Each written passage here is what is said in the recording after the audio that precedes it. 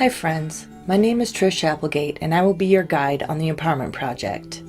The project that harnesses the unique perspectives of female singer-songwriters who use the power of their music to inspire women to find their voice, speak their truth, and discover their power. For month one, the Empowerment Project welcomes Valerie Bhat, a talented and prolific singer-songwriter who has helped define the music scene in the Front Range of Colorado. Valerie has served as an inspiration for many up-and-coming songwriters, and in this interview, Valerie candidly shares some of her struggles, realizations, and nuggets of advice that have helped her transform herself. Welcome to Valerie Bhat's empowerment story. Personally, I have a hard time seeing myself how others see me, because between the things I was told as a child about how I am that aren't necessarily true things, but were told kind of in anger, and then versus just how I am in my body now, having lost half my body weight. I weighed 140 pounds more than I weigh now, and that's been a real trip about how do I identify. I've always identified as a big person and as a, somebody who's large and not being, and people treat you differently. So there's definitely a different way people receive me as a performer on stage and relate to me, and that's been really interesting because I'm the same, but my body's different. But not in all. I'm also different too because of the things I had to do to change. So does it ever feel like do you have any conflict inside in terms of if you're really different, or do you definitely feel that your physical change are mirrored on the inside?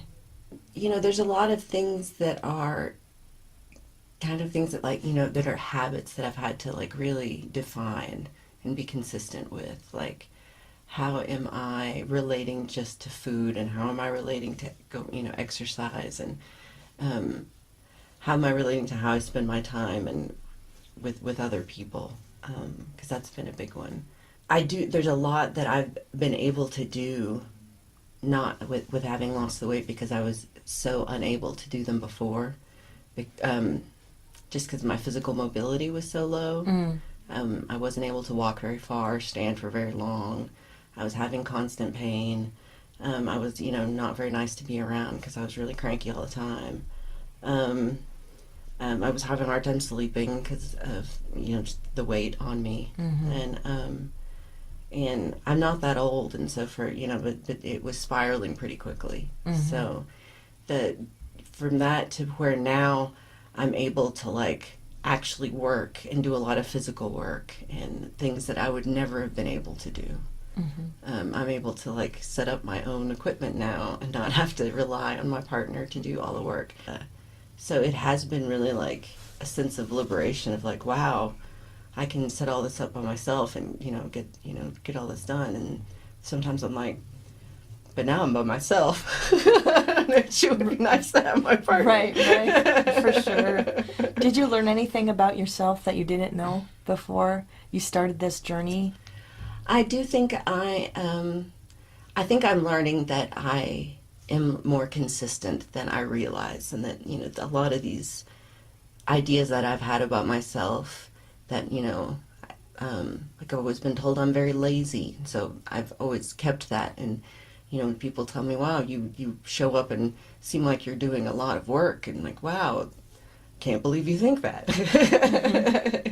Because it just goes against these messages that we hear, as children, as young adults, that can, that are not necessarily meant for us, but, the things that we hear, that we internalize, and that, then becomes our identity. Right. It doesn't necessarily have to be. So what would you tell other women who are now where you were 5 years ago? What advice would you give to them, whether it's weight loss or just the self-image? The consistency in these small doses, and then just every day doing, small things intentionally towards a goal, and that there's no like giant leap to take, but just tiny bites, and that gets you really far. But you have to be consistent with these little tiny bites. Right.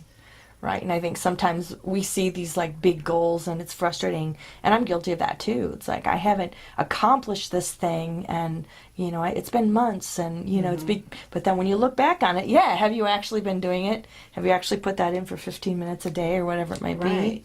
Yeah. So and it is just that 15 minutes. It's just that little bit a day. Yeah. That little, and that's all it really took for me to lose weight. It wasn't overnight. It took 10 months for me to, lose this last bit of weight. And it was, the first 8 months felt like nothing had happened. Yeah. Until the end that you really start to notice, like, all of the change that's happening. Right. And dealing with the soundtracks that play in our minds. How did you overcome that? What tips and tricks did you fall back on to kind of redirect your thoughtscape in a different direction? Yeah, I'm still working on this a lot. I definitely am working on this every day. I think meditation is a really big key. Just trying to practice no thought, especially people who spiral think a lot, and that you just can't stop with the spiral and the cycles, and so to really try to practice and give yourself just 2 minutes, 4 minutes, 8 minutes, and build it up. Calmness as a base point for your day has been a really big thing. Intentionally trying to redirect self-talk to be positive is huge, but it's really hard. Yeah. And it's constant. It's like falling down and getting up over and over again. Yeah. Just And that doesn't happen overnight either. No, it's just every day you're just falling down and getting up. Right. But each time it's dusting yourself off a little kindlier. So the past 2 years has really been me trying to figure out what is it that I like to do and want to do, and what makes me happy to do, and what makes some money, and what what is beneficial to do for society, is good to have around, is not a waste of time, or so I've been working on that. I rent a studio space in Boulder, and I make the guitar pedals. Yeah. And I've been doing a lot of painting, and I've been doing a lot of like jewelry making and things. I do live performances, but also on YouTube, and that's been really interesting in meeting and kind of learning about how to build a fan base in a way that I wasn't really able to see in real life, just because of my own social anxiety when you're face to face with people.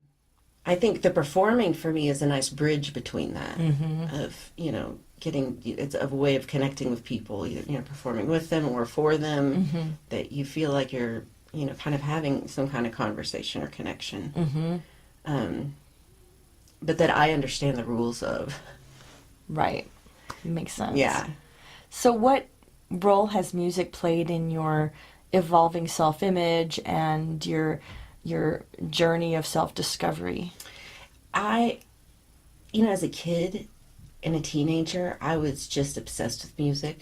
I was in all the choirs, and I was in, orchestra, and I had bands in high school, and I was just, it was like, I felt really big to me.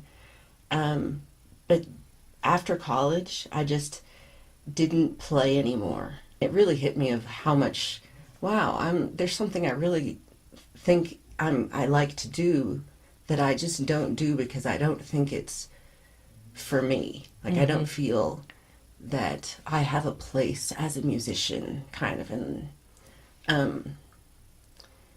from things that from things people told me, and from how I felt, and just also from how I was in my body, because even at that time at 21 I weighed 280 pounds.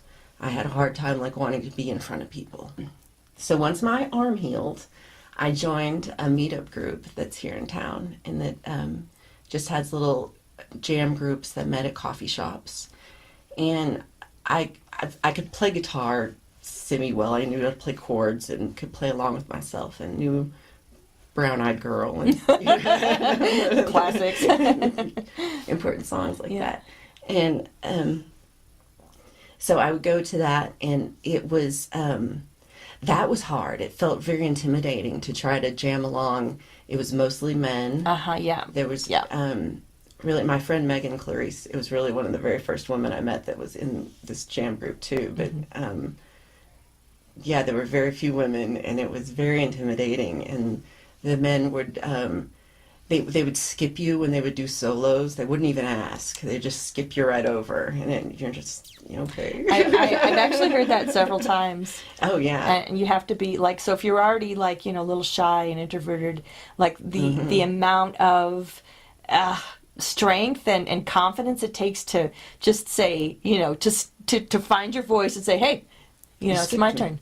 People weren't unwelcoming, but there didn't feel necessarily like people were encouraging. I eventually decided to do an open mic, and I went to the one at Vindication at Fox Feather was hosting. So Carly and Laura were hosting it, and I played some songs. I'm pretty sure I played Britney Spears, Hit Me Baby One More Time.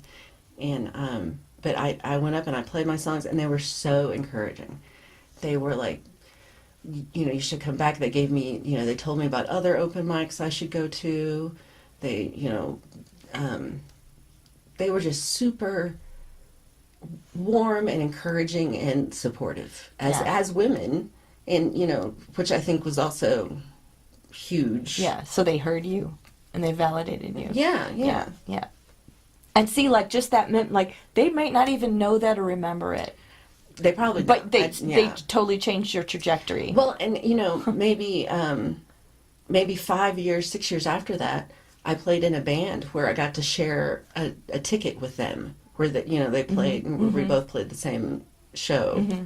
And it just felt like, wow, like, because they are amazing. And they have a really tight band. It's just to feel like, wow, I get to like kind of be at this level with these people that I really look up to, and just think so highly of. And my friend Megan and I, who we both started at this coffee shop, over a decade ago. Now we do a monthly women's songwriting circle where we circle some people in and out too, but we just do, as women, what are our songs, and playing them and sharing, and it's just been really successful and really fun. And we do that in Wheat Ridge once a month. Okay, that's something I'd like to learn more about for sure. Yeah. That's good. So we'll get the details on that, and we'll put it in the footnotes of the comments for this, because that's something that I think a lot of people could, because I bet it's a very encouraging space. It is, and it's really fun to see. When we have, women come in as guests, like, just to hear these new voices and what they have to say, especially, we've had some younger women that are just blow me away, and in their confidence. And I've definitely noticed that the younger women who are just really killing it and, really putting themselves out there and doing have tremendous family support. Yeah. And it's that part where it's like, it's such a strength that you can give to you, to your children. So what would you say to parents out there, whether they're raising children or into music or whatever? For the most part, people are really seeing the value in just encouraging all children equally, and trying to find out what their needs are and what their talents are, and their and that's and not there probably is that not projecting your own issues on, because that's it. And that too is with more people accepting therapy work and, doing their own self-work. I do think that makes a big difference, because that was not a thing it wasn't. For our parents. Yeah, it's hard to be a parent anytime, but I think if you aren't aware of the things that you're dealing with and why you feel the way you do, you can dump all that stuff on your kids. Make sure you're in therapy. I think everybody should be in therapy. Everyone should be in therapy. I agree, 100%. Yeah, because otherwise you can really put that on other people very easily. Even when you are in therapy, you put that on other people. It's true, but at least you're aware. I think awareness is the first step for sure. It is. It's that awareness. So would you have anything that you'd like to say to all the women out there who, may not be feeling like they're worth very much, and they're looking around and they're seeing the world that doesn't see them and feels like they just should crawl in a hole and die? What would you say? No pressure. No pressure, but I do think that is a common feeling. For all people, but I think that we definitely have been conditioned as women to see ourselves as, oftentimes as a support for someone else, or as caretakers, or as mediators, as people who shouldn't rock the boat, who need to clean up the messes and keep everything under control. And those are all important things to do and good things to do, but they're not necessarily for every woman. I just think there's a part of every human that has that there's some creative spark in every human that we can manifest. And it's a shame when that is lost. There's such strength in encouraging each other, and it really costs us nothing. There's no scarcity of happiness. We can all, or fulfillment, we can, each of us, do what makes us happy. I think when it comes down to it, women especially are not told to do what makes you happy, because both that it's making you happy and that it's making you happy, because, is that something that, you as a woman deserve to be. I think, we grew up in a time where, our happiness was literally just no one cared. It just was not, it was not a thing. And so now people are less likely to treat women as, second class or subservient, or that they're just the help kind of, or, in the kitchen. Not that I don't make a mean potato. So when you first asked me to sing a song, I had a hard time trying to think of what to sing. A few weeks ago, played this other song that I had originally thought of. I played for my group that I play for on Fridays for YouTube, and it's a really amazing group. And it's about 30 people who show up every week and hang out and listen to songs and chat in the group, and they're just from all over the world. Really? Australia, Argentina, Poland, the UK. Wow. Just all over and hanging out, and it's really fun. And they're just a really supportive group. And so I thought about it, and so I'm like, let me play this for you. And I played the song for this group and got such a warm and loving reaction, got such an encouraging reaction. And the song is it's called Wasted Days. I don't know about the title. It's and the chorus is I can't waste another day. And talking about,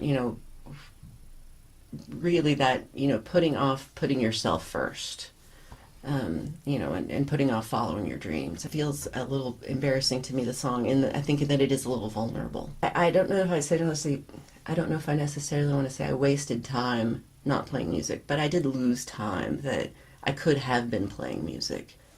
There's no reason I shouldn't do something that I enjoy doing, that makes me happy and that I enjoy doing.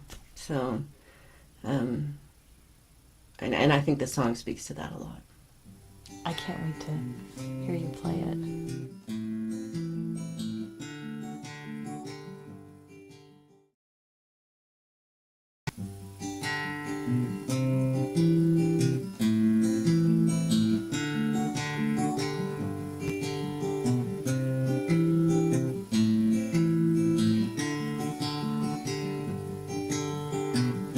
I'm not broken, I'm just not working right.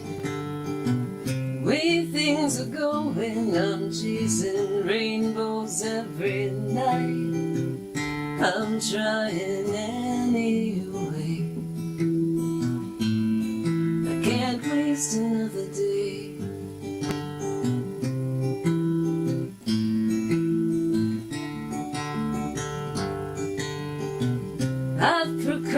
haven't made it, I haven't made it yet. And I feel guilty, but I got nothing to regret. Got plenty more to say. I can't waste another day.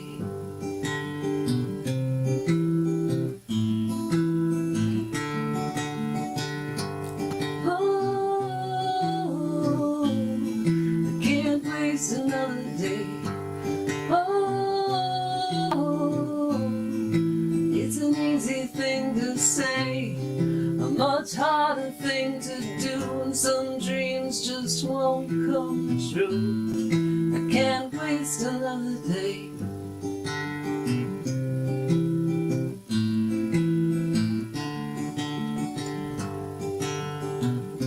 I've got a notion, but the fix is out of sight. And every mistake is just a blessing in disguise. I don't care what you say. I can't waste another day.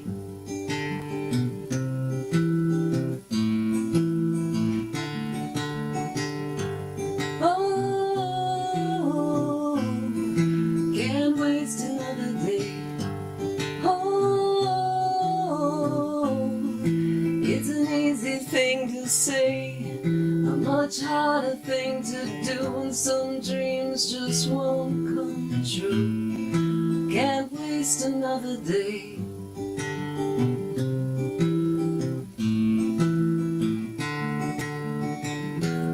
All I need is the faith to believe. All I need is the faith to believe. All I need is the faith to believe in me.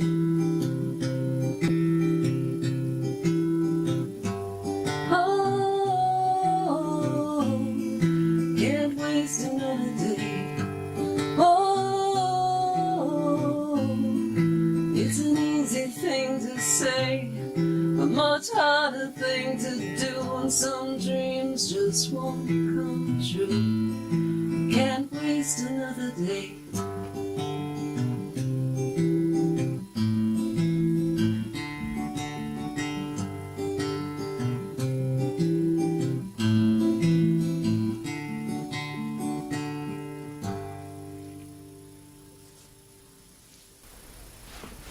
That was fantastic. Thank you so Thank much. you so much. You brought tears to my eyes. And so is there anything else you'd like to say? Well, thank you so much for having me. This is just, I really love your project. Thank I you. love the idea of it, and just that you are taking hold and putting what you need to exist into the world and creating it for yourself and putting that out there for yourself and for other women too. Yeah. That's really beautiful. You're very welcome. Well, thank you so much. Stay tuned next month where we'll have another fantastic female artist to speak her truth.